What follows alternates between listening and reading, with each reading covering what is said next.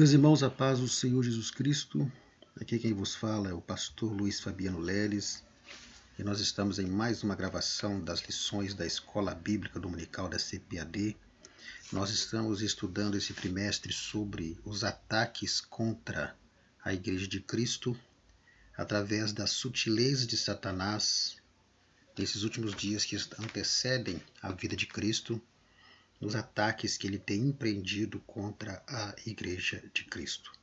Semana passada nós estudamos sobre a sutileza do materialismo e a nossa lição desse domingo é a lição número 6, onde nós iremos ver sobre a sutileza das ideologias contrárias à família. Semana passada foi sobre o materialismo e o ateísmo. E nós aprendemos ali muitas coisas importantes com respeito a este assunto. Então, o texto áureo dessa lição de domingo, a lição número 6, diz exatamente assim: E disse o Senhor Deus, não é bom que o homem esteja só. Far-lhe-ei uma adjuntora que esteja como diante dele. Gênesis 2, verso 18. A verdade prática diz assim: dentre os muitos perigos que a sociedade contemporânea enfrenta, estão aqueles de natureza ideológica que planejam destruir a família. A leitura bíblica em classe está no livro de Gênesis, no capítulo 2, versículo 18 ao 24, onde fala sobre a criação da mulher e a união que Deus fez entre Adão e Eva para a constituição da família. Nós não iremos ler o texto para ganhar tempos do vídeo, mas o professor deve ler para se contextualizar dentro do assunto. Pois bem, a nossa lição desse domingo tem como tema a sutileza das ideologias contrárias à família. Nós vamos ver nessa lição como Satanás tem trabalhado por meio das ideologias para destruir a família criada por Deus. Mas antes precisamos entender o conceito de ideologia. Então, ideologia trata-se de um conjunto de ideias, de pensamentos, de doutrinas, ou de uma visão de mundo que um indivíduo tem ou que um grupo tem e que acaba influenciando nos comportamentos e ações deste grupo ou deste indivíduo. Então, quando se fala em ideologia, estamos falando de um conjunto de ideias, de pensamentos, de visões de mundo que um grupo ou indivíduo tem. E esse pensamento, essas ideias, essas doutrinas, essa visão de mundo, é uma visão de mundo onde o comportamento desse grupo ou dessas pessoas acabam influenciando as ações, as ações das demais pessoas, tornando normal aquilo que não é normal. Então, diante desse conceito de ideologia, o que nós veremos nessa lição? Nós veremos primeiramente a família como um projeto de Deus. Nós vamos ver que a família ela não é uma construção da sociedade. A família é um projeto de Deus que vai gerar a sociedade. E dentro desse projeto de Deus que é a família, nós vamos ver quais são os fundamentos que Deus estabeleceu para a formação da família. Então, quando Deus ele projeta a família, ele estabeleceu alguns fundamentos sobre os quais a família está baseada. Que fundamentos são esses? Veremos na lição. Veremos também quais são os princípios bíblicos para uma família sólida, firme. Ou seja, uma família para ser sólida, ela precisa ter princípios bíblicos. E que princípios bíblicos são esses? Nós veremos também. Veremos ainda quais são os perigos que rondam o modelo de família estabelecido por Deus. Então, quando Deus idealizou a família, ele também idealizou, colocou os fundamentos, os princípios, e agora existem alguns perigos que rondam esse modelo de família que Deus estabeleceu, exatamente com o objetivo de desconstruir esse modelo. E nós veremos que isso acontece pela normalização e pela normatização das novas configurações da família. Ou seja, a sutileza de Satanás está exatamente em desconfigurar a família que Deus estabeleceu, ou o modelo de família que Deus estabeleceu.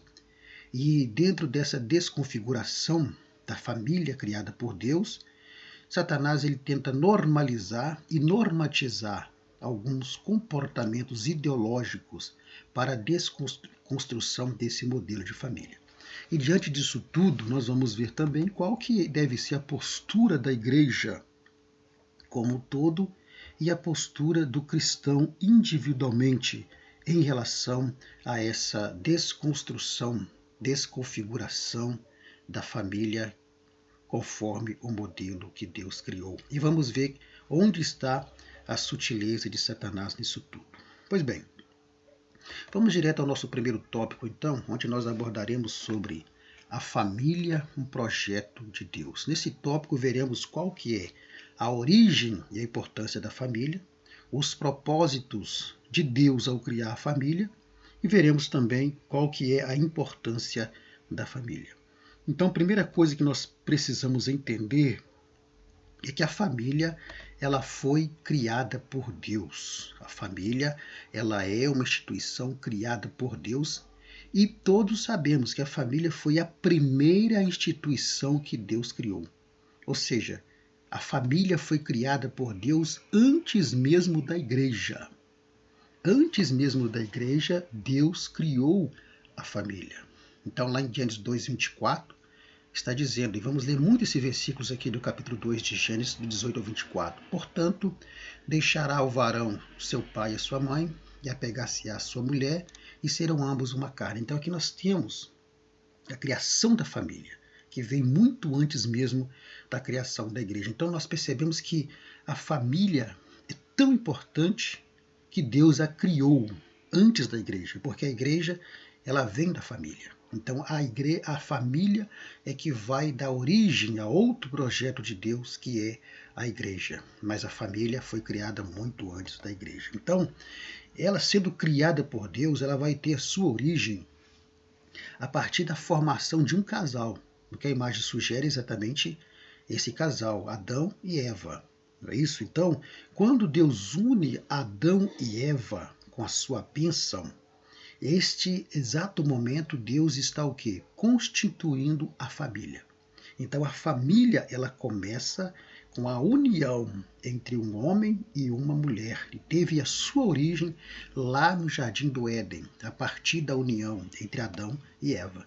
Então desta união veio os filhos de Adão e Eva, para complementar essa família. Então a família ela não começa quando um casal tem filhos.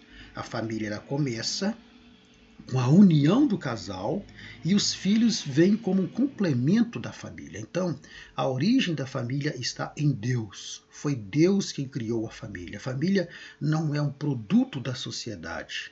A família ela foi criada por Deus. E veremos mais à frente que a partir da família é que surge uma sociedade. Então, a família ela se origina em Deus a partir da união de Adão e Eva e os filhos vêm como complemento desta família. Pois bem, mas então quando Jesus lá no Novo Testamento, em Mateus 19, verso 6, ele diz que o que Deus ajuntou não separe o homem, e a primeira imagem você vê exatamente acontecendo isso, a separação de uma família, Jesus ele estava se referindo exatamente o que? A constituição familiar. Então, partindo do princípio que a família ela se origina a partir da união do homem com a mulher, quando Jesus diz que não é para separar o que Deus ajuntou, ele estava se referindo exatamente a isso. Por quê? Porque Deus ele sempre teve um projeto para a humanidade quando criou o homem. E dentro desse projeto, Deus incluiu o quê? A família. E qual que é o segundo projeto de Deus depois da família? É exatamente a igreja. Então Deus tinha o seu projeto de criar a sua igreja, mas antes de criar a igreja, ele cria a família, porque a partir da família a igreja viria. Esse é um projeto para a humanidade. A constituição da igreja do Senhor, uma igreja que irá para sempre morar com o Senhor Jesus. Então, essa é a origem da família. Essa é exatamente de onde vem a família sendo criada por Deus e não pela sociedade. E Jesus ele vai batalhar pela união da família. Jesus vai batalhar para que a família prevaleça, porque a família ela surge através de Deus. Então o que Deus ajuntou, não separe o homem. Pois bem, mas quais são os propósitos de Deus ao criar a família? Então nós temos pelo menos dois propósitos de Deus ao criar a família. O primeiro propósito é proporcionar ao ser humano abrigo e relacionamento. Então, quando nós lemos Gênesis capítulo 2, versículo 18 ao 20, nós vamos ver a narrativa, depois que Deus criou todos os animais e todas as coisas, Deus viu que Adão estava só. Todos os animais tinham uma companheira, mas Adão não tinha uma companheira. É quando Deus então resolve criar a família a partir da criação da mulher. Exatamente para quê? Para que o homem tivesse abrigo e o homem tivesse um relacionamento. Assim como os animais tinham relacionamento, mas o homem não tinha com quem se relacionar. Então Deus vai e cria a família. E Salmo 68, verso 6, a parte A, diz assim: Deus faz com que o homem habite em família. Exatamente para quê? Para abrigo, para relacionamento. Então o primeiro propósito é esse. Deus viu que Adão estava só. E Deus então lhe fez uma adjuntora, que é a mulher. Uniu os dois com a sua bênção. E a partir daí então é criado a família, para que o homem não fique só, para que o homem tenha abrigo, para que o homem tenha relacionamento. O segundo propósito de Deus ao criar a família é a propagação da raça humana, porque os animais iriam propagar, os animais iriam, se procriar, mas e o homem? O homem sozinho isso não aconteceria. Então foi quando Deus também ele cria a família exatamente para a propagação da raça humana, para que a raça humana pudesse se propagar sobre a face da terra. Então temos esses dois propósitos de Deus ao criar a família. E qual que é a importância da família? Nós vamos ver que a família ela se tornou a célula máter da sociedade. O que é célula máter? É célula mãe. Então a família ela se tornou a célula máter da sociedade e a única origem possível para a formação de uma sociedade é o quê? É a família. Então a família é tão importante que não existe sociedade sem família. Não poderia haver sociedade ou vida social sem a existência da família. Então, a primeira importância da família é que ela é a célula mãe. Matre quer dizer mãe, aquela que gera vidas, aquela que vai gerar mais pessoas. Então, é aquela que vai gerar uma sociedade. Então, a sociedade ela é uma construção da família e não a família uma construção da sociedade.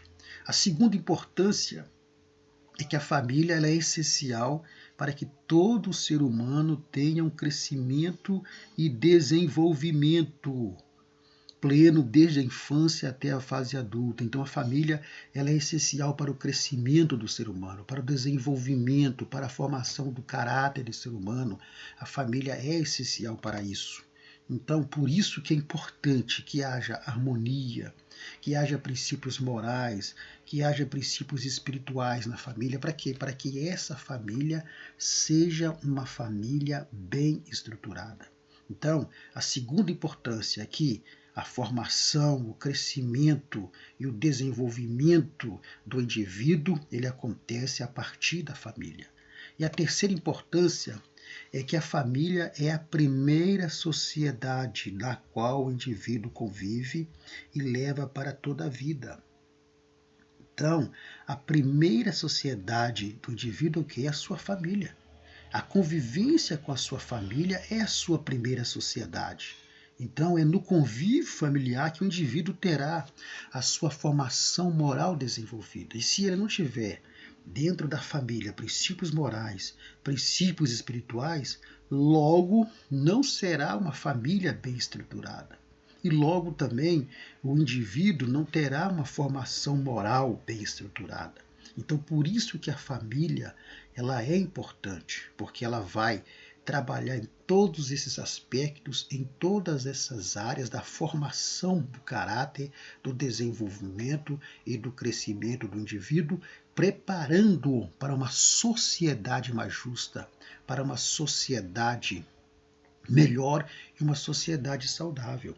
Então, nesse primeiro tópico, é nós levarmos ao aluno a entender, primeiramente, que a origem da família está em Deus. Foi Deus quem criou a família e a família não é um produto da sociedade. A sociedade, sim, é um produto da família. Mostrar que a família foi criada por Deus, principalmente com o propósito de dar um lar para o homem, de fazer com que o homem tenha abrigo, tenha companheirismo, né? Para que fazer com que o homem ele tenha relacionamento, para que a humanidade pudesse se propagar. E terceiro, mostrar a importância da família. Sem a família não existe sociedade. Sem a família não existe igreja. Por quê? Porque a igreja é formada pela família.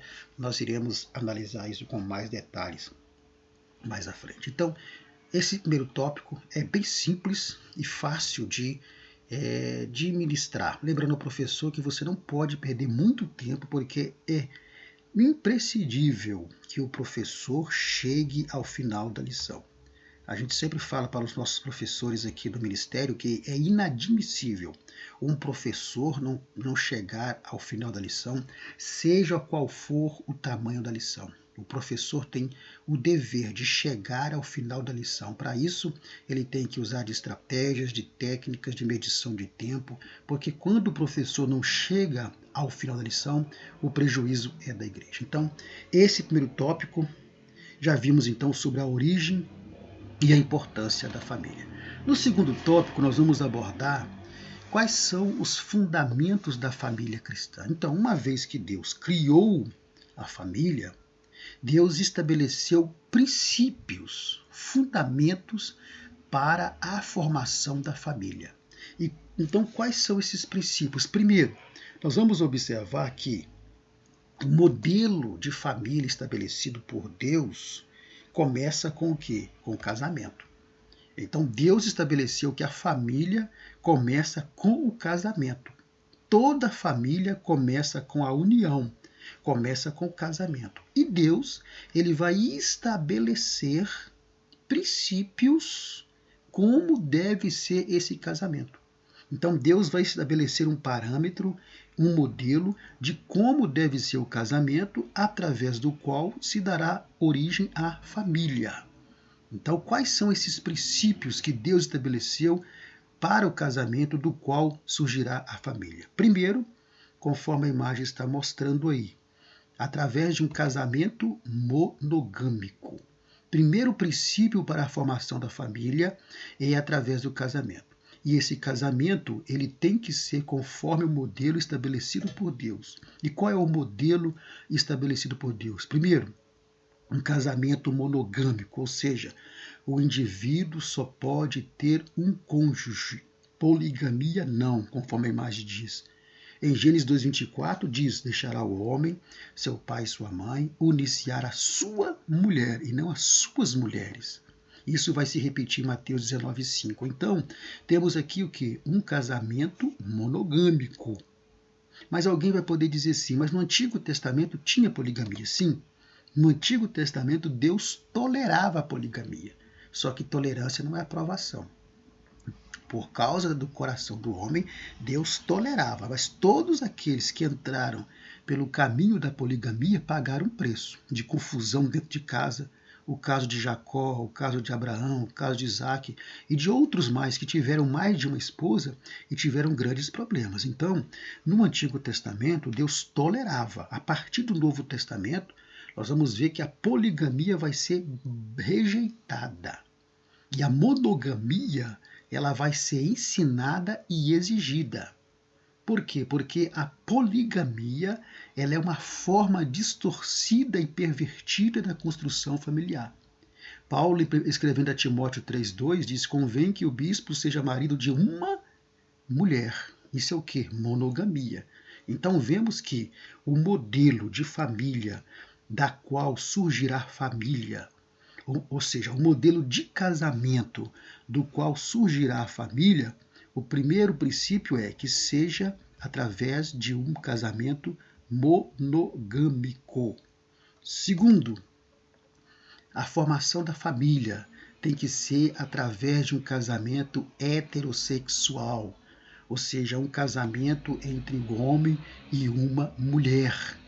Não entre dois homens, não, entre um homem e uma mulher. Então, qualquer tentativa do homem de legitimar uma união homossexual, e quando se fala em união homossexual, a primeira ideia que nos vem à cabeça é a união de dois homens. Mas união homossexual é a união de dois homens ou de duas mulheres. Então, qualquer tentativa de legitimar essa união homossexual, ela está em completa desordem com o propósito de Deus. Não faz parte do propósito de Deus essa união. Então, o segundo princípio é que seja um casamento heterossexual. Segundo, que seja um casamento terceiro, que seja um casamento monossomático. O que é isso? É o casal se tornando uma só carne. Deixará o pai e a mãe, unir-se-ão, e serão ambos uma só carne. Isso está falando exatamente do que? Da intimidade, né? Que o casal ele vai poder desfrutar da relação sexual com alegria, com santidade, com fidelidade, se tornam uma só carne. Por isso que quando há o adultério, você fere esse princípio de um casamento monossomático. Então, é outro princípio que Deus estabeleceu para o casamento, do qual vai formar-se a família. Outro princípio, um casamento indissolúvel. O que é um casamento indissolúvel? Isso significa que o casamento não deve ser o quê? Não deve ser dissolvido. A imagem que você está vendo aí é de um copo de água e alguém colocando açúcar na água. A partir do momento que esse açúcar for colocado na água e for mexido, fica praticamente impossível dissolver, separar a açúcar da água. Ou se fosse um suco em pó, se fosse qualquer outro tipo de pó, ficaria impossível, por processos normais, a separação desse açúcar ou desse suco em pó dessa água. Então, quando Deus criou o casamento, foi exatamente para isso, para que o casamento seja indissolúvel. Então, o casamento que Deus criou, do qual surge a família, não é para até que surja a primeira contenda, não é até que surja a primeira crise, não é até que surja o primeiro problema, não, é até que a morte o separe. Assim como essa água e esse açúcar, por meios naturais, são impossíveis de se separar, também quando Deus cria o casamento, do qual surgirá a família, é exatamente para que fosse o quê? Para que fosse indissolúvel. Então esse é o ideal de Deus. A gente vem falando isso, falamos na lição número 4 sobre a questão do divórcio. Esse é o ideal de Deus, quando criou o casamento do qual surge a família. É que o casamento seja indissolúvel. Só que Deus, conhecendo o coração do homem, a dureza do coração do homem, deixou pela sua palavra pelo menos duas cláusulas de exceção, diante das quais pode haver essa dissolução. Quais são essas duas cláusulas de exceção? Primeira é o adultério, que o próprio Jesus vai mencionar. E a segunda cláusula é o abandono. E no caso do adultério, o primeiro caminho sempre deve ser o perdão. Aqui não vamos entrar na questão do divórcio, porque já tivemos uma aula sobre isso. E aqui eu oriento você, professor, a não cair na armadilha de certos alunos que vai querer trazer o assunto do divórcio aqui para essa aula. Se você entrar nessa armadilha, você vai perder o foco da sua lição, porque já tivemos uma lição sobre esse assunto. Então, se o aluno puxar para esse lado, eu oriento você a dizer, olha, meu querido, tivemos aula só sobre esse assunto, não vamos mais meditar sobre isso. Aqui é só superficial porque tivemos um assunto sobre isso. Então, diante da dureza do coração do homem, Deus, ele deixou essas duas cláusulas de exceção, conforme a lição número 4, se não me engano. Eu acho que é a lição número 4, isso mesmo, número 4 mesmo. Então, o ideal de Deus, quando criou o casamento, repito, é que ele seja indissolúvel. Só que Deus sabe, pela dureza do coração do homem, que isso não é possível em todos os casos. Ou seja, o ideal nem sempre é o real. Eu disse na época que o ideal é que nós tivéssemos um salário mínimo no Brasil de uns 5 mil reais. Temos. O ideal é que nós não tivéssemos corrupção no Brasil. Mas qual é a situação? Isso é o ideal, mas o ideal nem sempre é real e nem sempre é possível. E Deus sabe, pelo coração do homem, que não é possível que o casamento continue indissolúvel em muitos casos. Então ele deixa apenas essas duas cláusulas de exceção, mas no seu coração, na sua eternidade, quando ele cria o casamento, ele cria com o padrão de ser indissolúvel. Pois bem, e por último, outro princípio para o casamento do qual vai surgir a família é que o casamento seja confessional. O que é casamento confessional? É aquele que deve ser entre casais da mesma fé cristã. Então, quando um incrédulo casa-se com um crente, ou vice-versa, então o crente aqui se refere àquele que serve a Deus. O incrédulo é aquele que não serve a Deus. Então, a Bíblia ela vai denominar o casamento misto do incrédulo com não crente como julgo desigual. E quando Paulo aconselha que nós não devemos nos prender, nos unir a um julgo desigual, é exatamente para quê? Para evitar problemas futuros no relacionamento. Então nós temos uma imagem sugestiva aí do cacto cheio de espinhos, né, prometendo não fazer dano nenhum para o balão que representa, né, uma outra pessoa se casar com ele. Mas, na lógica, você está vendo, é óbvio que isso não vai dar certo. É óbvio que esse cacto ele vai sim causar dano àquele balão que representa alguém que vai se casar com ele. Então, quando Paulo dá esse conselho, é exatamente para isso, para evitar problemas futuros. Mas aí alguém vai dizer assim, mas isso é preconceito, isso então é discriminação. Não, aqui não é questão de preconceito, aqui não é questão de discriminação, é uma questão de preferência. Porque todos sabemos que o casamento ele é o quê? Ele é uma escolha. É você que vai escolher casar com alguém. Então, se é uma escolha, por que não escolher aquilo que for menos complicado? Por que você que é servo ou serva de Deus, vocês invertem as posições aí? Por que você que é um servo de Deus vai escolher exatamente uma descrente para se casar?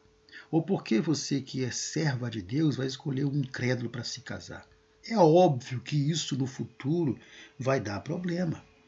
Mas então, pastor Luiz, quer dizer então que se eu casar com um crente eu não vou ter problema? Ninguém está dizendo isso, de forma nenhuma. O que estamos dizendo é que quando você casa com uma pessoa da mesma fé cristã, tem muito mais chance de vocês darem certo e de saberem resolver os problemas futuros. Vamos imaginar um casamento de um incrédulo com a pessoa que é crente. No futuro, como vai ser a questão da frequência para o culto? Vocês tendo filhos, como vai ser a educação desses filhos? Esses filhos crescem e têm que casar. Onde vai ser o casamento? Vai ser na igreja católica ou na igreja crente? Vai ser o pai de santo que vai fazer? É o padre que vai fazer? Ou é o pastor que vai fazer? Então, por isso que o casamento, a partir do qual surge a família, pelas orientações bíblicas, é importante e necessário que seja um casamento confessional, ou seja, dentro da mesma fé cristã. Então, esses são os princípios que Deus estabeleceu pela sua palavra para o casamento, no qual surge a família, para que tenha uma família o quê? Uma família estruturada e uma família dentro dos padrões bíblicos. Pois bem, então nós já vimos a origem e a importância da família, nós já vimos quais são os fundamentos da família, os princípios que Deus estabeleceu para a formação da família, e a família se forma a partir do casamento. Logo, Deus então estabeleceu alguns princípios pelos quais o casamento tem que ser estabelecido para a constituição da família, para que seja uma família bem estruturada. No terceiro tópico, nós vamos começar a entrar na sutileza de Satanás. Então, a sutileza de Satanás em relação às ideologias contrárias à família é exatamente a desconfiguração diabólica da família. Porque Deus configurou como deve ser a família, e nós vimos que a família começa a partir do casamento, e Deus faz uma configuração de como deve ser esse casamento para a constituição da família. E onde está a sutileza de Satanás? A sutileza dele está exatamente em implantar na sociedade uma nova configuração familiar, ou seja, ele vai desconfigurar a família que Deus criou, ou o modelo de família que Deus criou. E aí então, Satanás sutilmente introduz, desconfigurando a família conforme o modelo estabelecido por Deus, ele implanta o casamento homossexual. Então, conforme a imagem que você vê, o casamento homossexual é a união entre pessoas do mesmo sexo, seja mulher com mulher ou homem com homem. Então, esse tipo de união já é uma união que é própria de negação do conceito bíblico de família que se constitui entre homem e mulher e sua prole. Porque qual que é o conceito bíblico de família estabelecido por Deus? Macho e fêmea, homem e mulher e sua prole. O que Satanás sutilmente fez? Ele desconfigurou isso. E aí então temos agora o casamento homossexual. E para se configurar uma família, o que a dupla, né? Porque não existe casal de homossexual, o que a dupla elas fazem? Adotam uma criança. Então duas mulheres se casam, adotam uma criança para constituir-se uma família.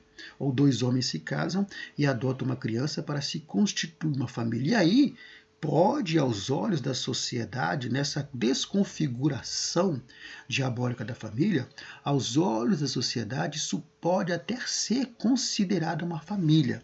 Mas aos olhos de Deus, não. Por quê? Porque aos olhos de Deus, ele destabeleceu os princípios e configurou como deve ser a família. A família ela é constituída pelo homem, pela mulher e pela sua prole como complemento dessa família. Então, a primeira desconfiguração de Satanás é exatamente isso, o casamento homossexual. A segunda desconfiguração do casamento do qual surge a família é a união estável. Não vamos entrar em muitos detalhes sobre união estável, mas só para termos um entendimento básico e superficial, é aquela união por contrato. E essa união por contrato ela pode ser feita tanto de forma homossexual, como também de forma heterossexual. Então nós temos a união estável. O que é a união estável? Então, duas pessoas elas passam a viver juntas, conforme eu disse, pode ser de forma homossexual para garantir direitos, ou de forma heterossexual. No caso dos heterossexuais, então elas se juntam, né, por determinado período de tempo e até têm a intenção de constituir uma família futuramente, mas eles não querem casar agora. Então, eles fazem uma união estável. E essa formalização da união estável, ela pode ser feita num cartório de notas, nem precisa ser feita no cartório civil, não. Só que essa união estável ela não tem efeitos civis em relação ao status da pessoa. Ou seja, o jovem, a jovem que fez uma união estável, né, que é uma união por contrato, eles continuam solteiros perante a lei, porque não muda o status. Muitas às vezes casam, se unem, digo, de maneira estável para garantir direitos. Por exemplo, o namorado ele trabalha numa empresa, tem um bom plano de saúde e ele quer incluir a namorada no plano, mas eles não querem casar agora, então fazem uma união estável. E a união estável vai dar direito à pessoa, né, de poder usufruir daquele plano de saúde, mas o status da pessoa continua sendo o quê? Solteiro. E podem, se quiserem, como é apenas uma união estável, eles podem desistir da relação a qualquer momento, sem burocracia nenhuma. Sem nenhum tipo de burocracia, eles podem desistir a qualquer tempo. Então, qual que é a sutileza de Satanás? Então, introduz no coração do indivíduo o seguinte: olha, vamos fazer uma união estável para fazermos um teste. Se nós não dermos certo, a gente vai cada um para o seu lado, numa burocracia mesmo, e tudo bem. Mas e durante o tempo que ficaram juntos ali sem serem casados? Então, essa é a estratégia, a sutileza de Satanás em relação, né, a essa desconfiguração do casamento pelo qual surge a família. A terceira desconfiguração é o casamento aberto. A imagem sugere. O que é o casamento aberto? O casamento aberto é que nesse tipo de união, o casal tem um relacionamento aberto e liberal. Isso significa o quê? Significa que ambos, o homem ou a mulher, né, marido e a esposa, podem se relacionar com outras pessoas, mantendo a sua união.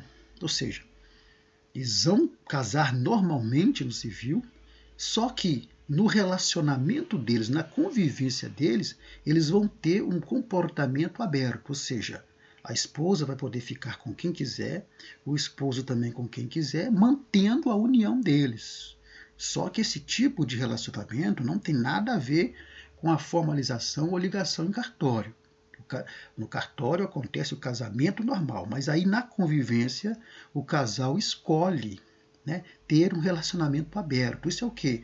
É uma desconfiguração do modelo de casamento estabelecido por Deus.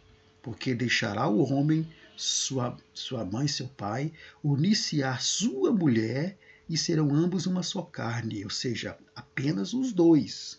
Então, Satanás ele usa dessa sutileza e tem feito com que na sociedade moderna muitos optem por esse tipo de relacionamento. Se casam, né, legalmente, mas vivem um relacionamento aberto, contaminando o casamento, prostituindo o casamento, adulterando o modelo de casamento que Deus estabeleceu.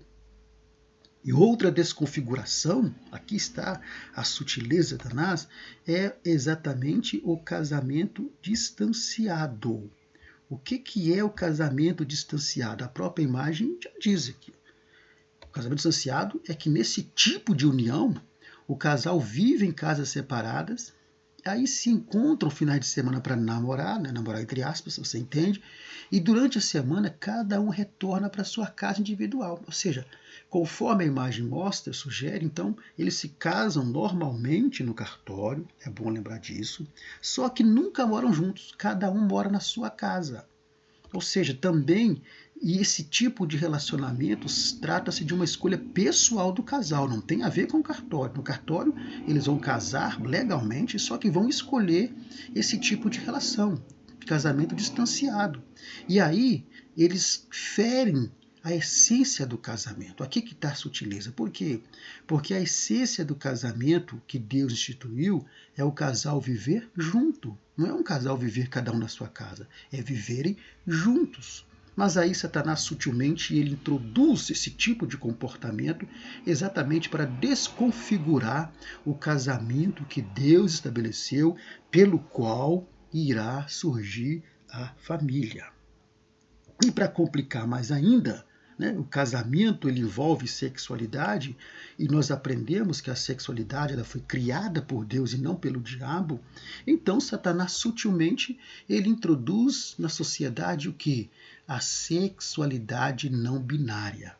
Então a imagem sugere exatamente isso. A cor em azul representa o gênero masculino e a cor rosa representa o gênero feminino. O que é a sexualidade não binária? A sexualidade não binária ela está relacionada com a teoria de Genderquir. Genderquir, que está lá na introdução, né? A teoria de Genderquir. A teoria de Genderquir, não vamos entrar em detalhes históricos, né? Porque senão nosso tempo aqui vai ser muito gasto. Qualquer coisa você procura no Google lá sobre a teoria de Genderquir, origem, quem criou, de onde veio. O que interessa para nós aqui é o conceito. Então, a sexualidade não binária está relacionada a essa teoria de Genderquir. O que a teoria de Genderquir ela ensina? Ela recusa a classificação dos indivíduos em gêneros. Então, para a teoria de Genderquir, não existe gênero masculino e gênero feminino. Isso está relacionado à sexualidade não binária. Por quê? Porque a sexualidade não binária ela trata-se exatamente da pessoa que não se identifica com o gênero masculino e nem com o feminino. Ou seja, ela é uma pessoa neutra. Ela não sabe o que ela é. Então, isso significa que a pessoa, ela não se identifica como homem ou como mulher, mesmo tendo o órgão sexual correspondente ao seu gênero. Mesmo que ela tenha o órgão sexual masculino, ela não se identifica nem como o homem e nem como mulher se ela for uma mulher. Ela está numa posição neutra, não sei quem eu sou. Essa é a sexualidade não binária. E aí acaba vivendo os dois, né, acaba vivendo os dois gêneros ao mesmo tempo. E aí gera um tipo de pessoas que não compensa comentar aqui. Então essa é a sexualidade não binária. Mas tem também a sexualidade não conformista. A não conformista já é aquela já é aquele grupo de pessoas que ele não se conforma, né, com o gênero que ele nasceu. Não se conforma, ele é homem, nasceu macho, mas não se conforma que é homem. E aí, então, o que ele vai fazer? Ele vai buscar meios e recursos para ficar o mais parecido com uma mulher, porque ele não se sente um homem. Da mesma forma, é a mulher. Ela não se conforma que ela é fêmea, que ela é uma mulher, porque ela sente que ela não é mulher, apesar de ter o órgão feminino, ela sente que ela não é mulher. E aí então ela busca recursos e meios para se tornar parecido cada vez mais com o homem. Então vocês percebem que a sutileza de Satanás nessa sexualidade não binária e nessa sexualidade não conformista é exatamente passando pelo quê? Pelo sentimento. Eu sinto que eu não sou homem, apesar de ter o sexo masculino. Ou eu sinto que eu não sou mulher, apesar de ter o sexo feminino. Isso tudo passa pelo sentimento. E aí é que é o grande perigo, porque tudo isso é baseado no sentimento. E aí Satanás trabalha nesse sentimento da pessoa, levando ele a entender que ele não é aquilo que ele realmente é. E aí acaba o que? Desconfigurando um possível casamento conforme os princípios estabelecidos por Deus e desconfigurando a formação da família conforme o modelo que Deus estabeleceu. Então, nesse terceiro tópico, nós abordamos que a sutileza de Satanás está exatamente na desconfiguração da família conforme o modelo que ele estabeleceu a partir do casamento.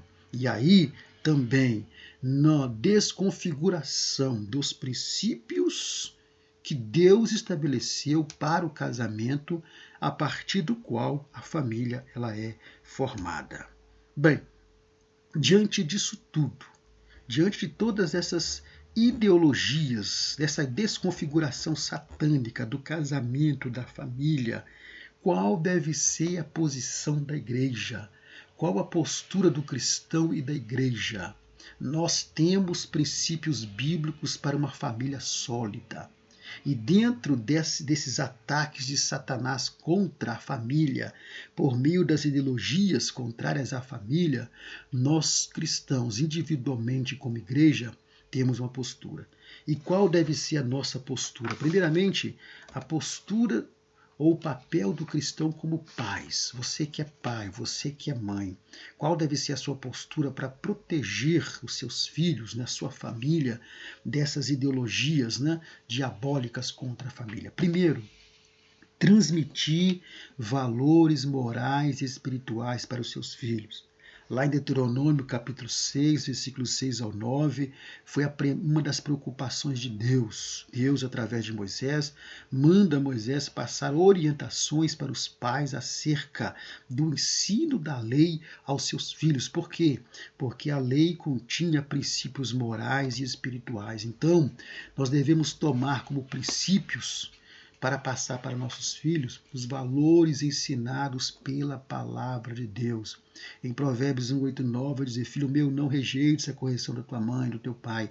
Enfim, é preciso passar para os nossos filhos esses valores morais e esses valores espirituais, tendo como base a palavra de Deus. Então, existe uma situação aqui, muitas das vezes mesmo os pais passando para os filhos, transmitindo para os filhos os valores morais e os valores espirituais, pode acontecer que lá no futuro, quando esse filho tomar uma maioridade, ele venha fazer uma escolha errada.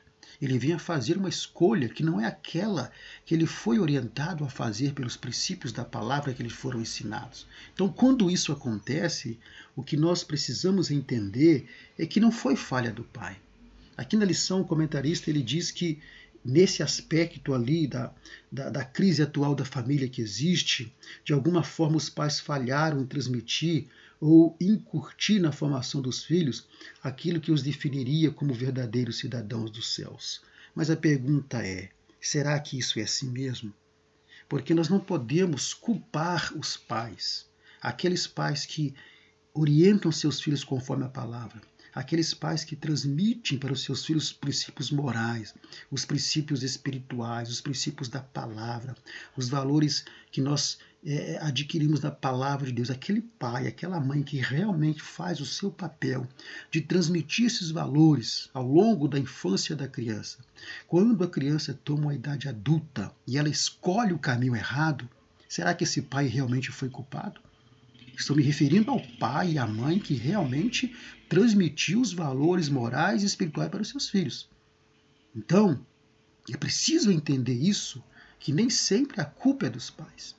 Não estou aqui me referindo ao pai e à mãe que foram, digamos assim, que não cumpriram o seu papel, que não exerceram o seu papel de ensinar, de orientar, de transmitir esses valores morais. Não estou me referindo a eles, mas estou me referindo àqueles pais que realmente cumpriram o seu papel.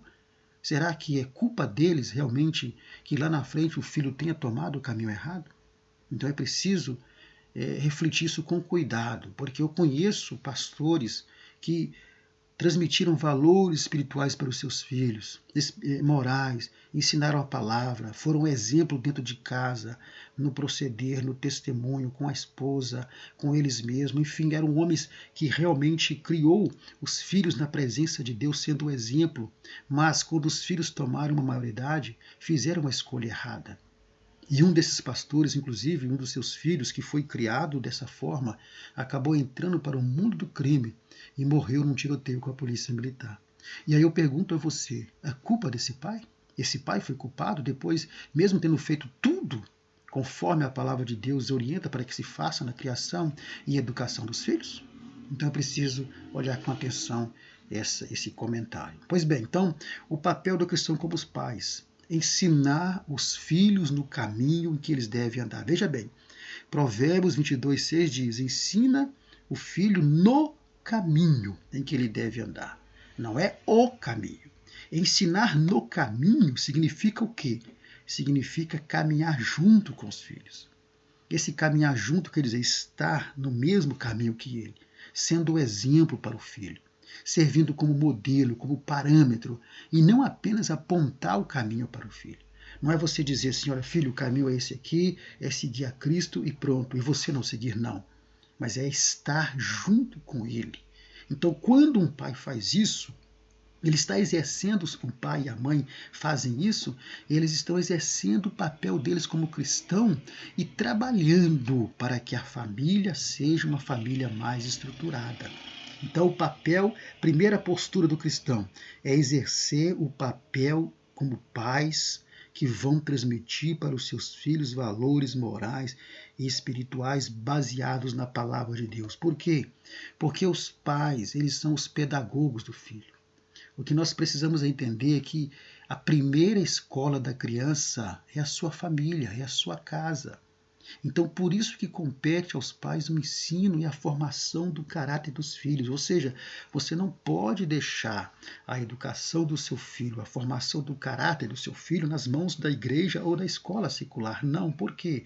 Porque a primeira escola da criança, ela é na família, é na sua casa. Vocês são os pedagogos dos seus filhos.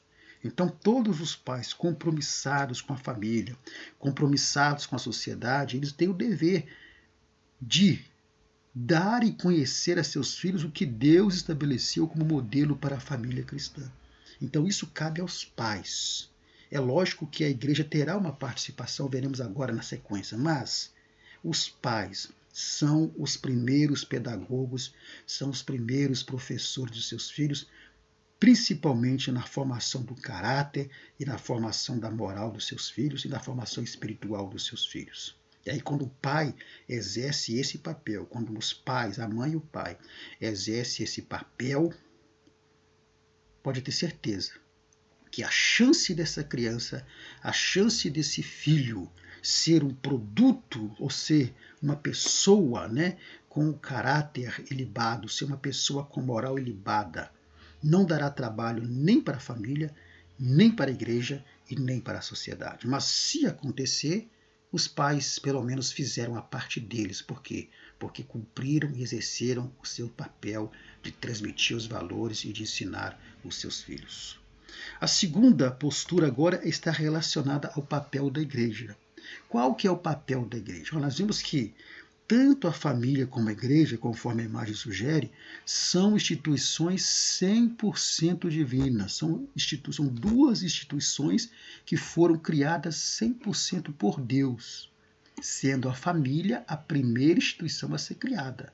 E a igreja vem como fruto da família. Então, a igreja ela se torna uma extensão da família. Então, por isso que a igreja tem o papel de ajudar também na formação moral e na formação espiritual da família. Porque a igreja é uma extensão da família, conforme dissemos aqui. Então, a igreja ela tem o papel de ajudar nessa formação. Por quê? Porque, primeiro, a igreja ela é uma entidade terapêutica, onde a família pode ser curada. Então, na igreja é que a família vai ouvir a palavra, é na igreja em que a família ela vai receber uma mensagem da parte de Deus, vindo através da palavra, do louvor, e muitas vezes tristezas, problemas, dificuldades, crises são resolvidas através do quê? Através da igreja, quando a família está ali reunida, ouve a palavra, o Espírito Santo fala. Então, a igreja ela é essa entidade que vai ajudar para que a família seja curada. Então, é missão da igreja também, não apenas ajudar na formação, na cura de uma família, né, para que a família tenha uma saúde emocional, espiritual.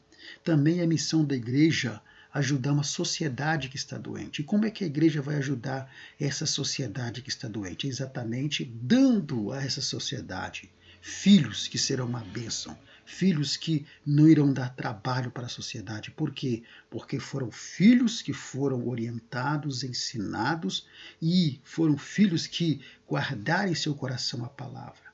Lá em 1 Pedro diz que a igreja foi chamada para anunciar as virtudes, as qualidades daquele que nos chamou das trevas para a sua gloriosa luz. Então, a igreja tem essa missão e ela vai conseguir cumprir essa missão a partir do quê? A partir de uma família estruturada, a partir de uma família forte. Porque famílias fortes fazem igrejas fortes.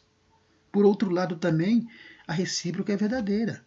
Igrejas fortes fazem igualmente famílias fortes. Então, por isso que tanto a igreja como a família, elas estão interligadas. Então, qual que é a postura do cristão e da igreja diante das ideologias contrárias à família? Transmitir aos seus filhos os princípios da palavra de Deus, dos quais estão princípios morais e espirituais. E a igreja ajudar a família na educação, na orientação e na formação moral e espiritual dos seus filhos, para que seja entregue à sociedade jovens que não irão dar trabalho para a sociedade. Essa é a postura da igreja e a postura do cristão.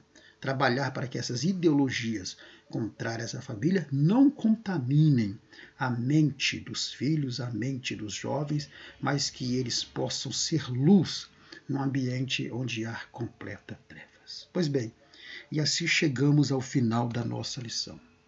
Qual que é a conclusão que nós chegamos? Então podemos concluir que a sutileza de Satanás no ataque à família está em desconstruir o projeto da família tradicional.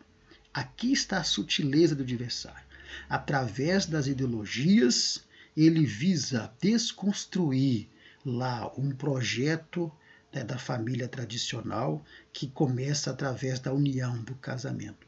E como é que ele faz isso? Ele faz isso exatamente por meio de todas essas ideologias que visam distorcer o relacionamento familiar conforme Deus estabeleceu. Então, é a teologia de gênero, né? Teoria de gênero, teologia de gênero, é a teoria, né? É a teoria de, nós vimos lá atrás, exatamente de Genderkirch, enfim, todas essas teologias, né? Todas essas teorias, todas essas ideologias, todas essas ideologias que estão aí no mundo, visam distorcer exatamente o quê? padrão que Deus estabeleceu para a formação da família, que começa através do casamento. E aí Satanás, com as suas ideologias implantadas, ele desconfigura o casamento e automaticamente vai o quê? Desconfigurar a família que Deus estabeleceu. E como é que ele faz isso? De uma maneira muito, digamos assim, de uma maneira que funciona. Então, astutamente, o adversário usa das mídias. E as mídias, entre aspas, em letras garrafais, é exatamente porque está se referindo a todo tipo de mídia. Televisão, internet, redes sociais, enfim, todo tipo de mídia para propagação e normalização dessas ideologias. Então, Satanás astutamente ele usa a televisão, usa a internet, usa as redes sociais, na TV através de novelas, de filmes, de séries, através de reality shows. Então ele propaga por meio das mídias e normaliza, torna tudo isso normal para as pessoas. Ou seja, coloca na mente das pessoas que isso é normal, que esses comportamentos são normais. E não é só através da mídia, não, mas através também do próprio Estado, com o objetivo de normatizar e legalizar essas ideologias, de normatizar e legalizar esses comportamentos ideológicos que são contrários à família que Deus instituiu. Então, através de toda a mídia, ele trabalha isso. E também, no caso das crianças, através de desenhos animados. Há poucos dias, uma plataforma lançou um desenho em que uma menina se declara amar a outra menina no amor de namorar mesmo, e beija essa menina num desenho animado. Então, é preciso que a igreja esteja atenta. Então, o que nós podemos fazer? Cada um de nós como cristãos, porque a sutileza de Satanás, o problema não é normatizar isso lá fora, porque lá fora isso já está sendo normalizado, está sendo legalizado e normatizado. O grande perigo é isso ser normalizado, se tornar normal dentro do ambiente cristão. Porque assim, ou dentro das famílias. E como é que isso vai se tornar normal no ambiente cristão? A partir da normalização dessas ideologias dentro da família. Então, o que nós temos que fazer?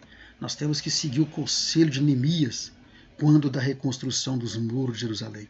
Quando Neemias ele foi reconstruir os muros de Jerusalém, ele convocou todos os homens para a reconstrução e após dar uma palavra de ânimo para eles, no finalzinho do versículo 14 do capítulo 4, ele vai dizer, olha, pelejai pelos vossos filhos, pelas vossas filhas, pelas vossas mulheres. O que é isso? Pelejai pelas vossas famílias. Então, o conselho é nós pelejarmos, é nós lutarmos pelas nossas famílias, para que essa desconfiguração não atinja os nossos filhos, para que amanhã ou depois os nossos filhos não venham a ser atingidos por essas ideologias e venham aceitar toda essa normalização e desconfiguração diabólica da família, do casamento e dos comportamentos. Que Deus abençoe a vida de cada professor, que nós tenhamos uma excelente EBD nesta manhã e ao final dessa lição, convide a sua classe para fazer uma oração pelas famílias, pela igreja, pelos filhos, para que o Senhor venha nos dar graça para nós continuarmos pelejando, batalhando pela nossa família, para que essas ideologias, esses comportamentos, essas desconfigurações não venham atingir as nossas famílias. No próximo vídeo que você está vendo, nós temos o nosso contato, onde você pode receber gratuitamente todo o material em slide e em PDF que eu uso aqui para a ministração. Convido a você a conhecer o nosso canal, um canal recente, onde você poderá acessar a ministração dessa aula. E convido você a se inscrever, compartilhar, fazer também os seus comentários, porque cada comentário que você faz, o YouTube ele entende isso como importante e envia para outras pessoas. E o nosso objetivo é alcançar o maior número de professores e professoras, irmãos e irmãs, para que possam também ser abençoados com esse material, com a palavra de Deus. E quero lembrar aos irmãos que nós não ministramos apenas as lições da EBD, nós atuamos em todas essas áreas que estão aí nesse último slide. E lembrar aos irmãos também que em nosso canal não temos apenas ministrações da EBD. Se você for na playlist, você vai ver lá estudos bíblicos e outras mensagens, de outros temas que nós fizemos aqui na nossa igreja, no nosso ministério. Que Deus abençoe a sua vida. No link, ou melhor, nos comentários ou na descrição desse vídeo, vai haver link para o grupo de WhatsApp que eu criei, para o qual eu mando semanalmente esse material em PDF slides, bem como o link dessa lição aqui no YouTube. Se você quiser fazer parte desse grupo, lá estará o link convite. Você do grupo Auxílio ao Professor EBD 1 e Auxílio ao Professor EBD 2. Se você não conseguir entrar pelo 1, com certeza você conseguirá entrar pelo 2 e vai ser uma alegria te receber lá em nosso grupo de WhatsApp para mandar esse material para você. Que Deus abençoe sua vida e até a próxima semana. E lembre-se de uma coisa: se o seu chamado é ensinar, então que haja dedicação ao ensino. Que Deus abençoe a sua vida e até a próxima semana, em nome do Senhor Jesus Cristo.